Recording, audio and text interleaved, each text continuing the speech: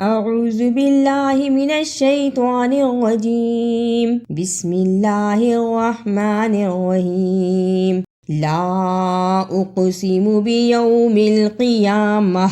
ولا أقسم بالنفس اللوامة.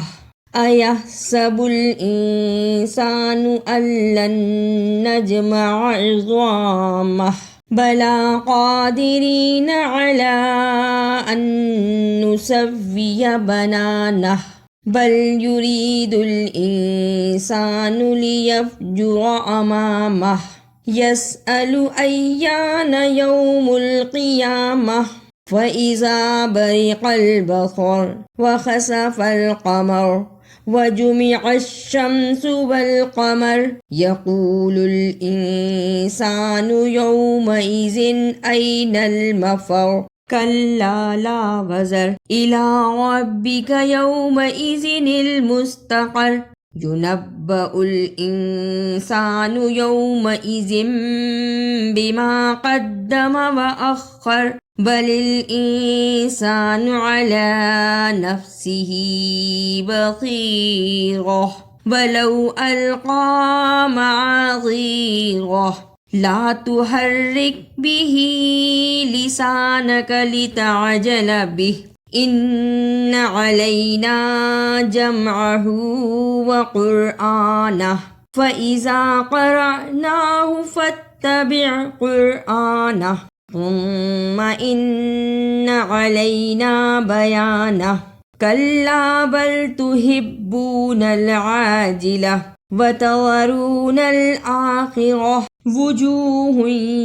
يومئذ ناظرة إلى ربها ناظرة ووجوه يومئذ باسرة تظن أن يفعل بها فاقرة كلا إذا بلغت التراقي وقيل من راق وظن أنه الفراق والتفت الساق بالساق إلى ربك يومئذ المساق فلا صدق ولا صلى ولكن كذب وتولى ثم ذهب إلى أهله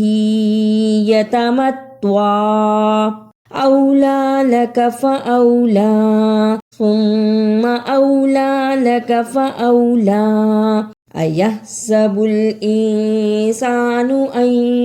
يترك سدى ألم يكن نطفة من